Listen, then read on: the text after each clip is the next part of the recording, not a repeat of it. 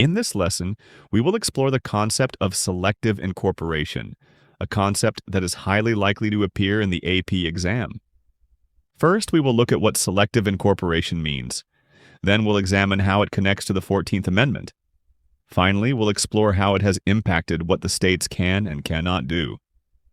Let's start with defining and explaining selective incorporation.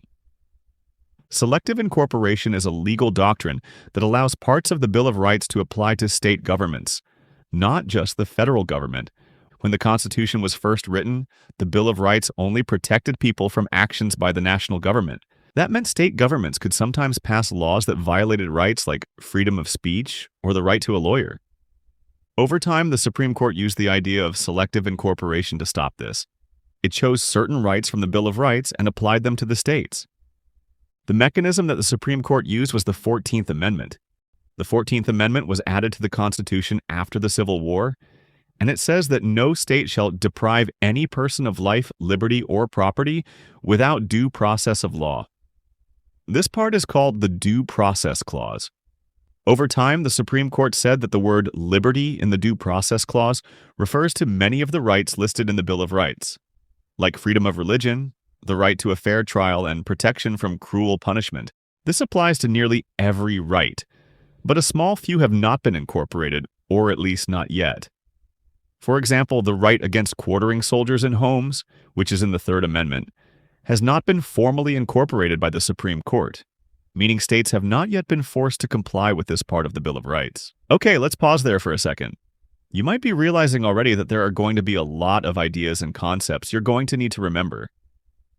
That's why I've made the 4-hour Exam Ready Playbook, a study and review guide that you can complete while watching the video.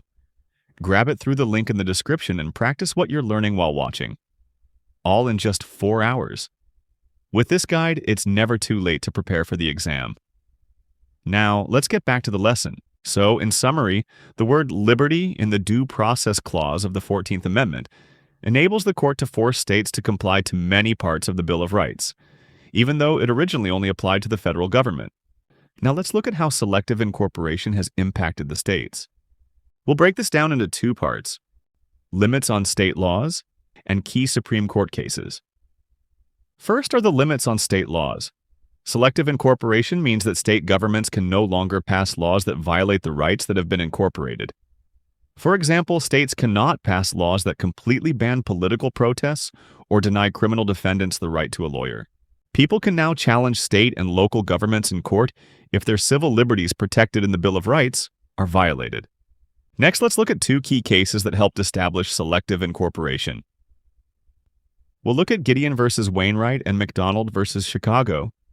In Gideon v. Wainwright, the court ruled that states must provide a lawyer to people accused of crimes who cannot afford one.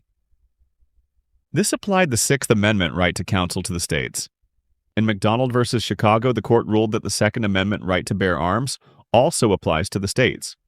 Okay, that brings us to the end of our lesson on selective incorporation and how the Supreme Court has used the 14th Amendment to protect civil liberties from state interference.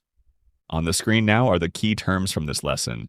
If you're following along with the study guide and free response mastery playbook, check your answers for this section using the answer key before moving on.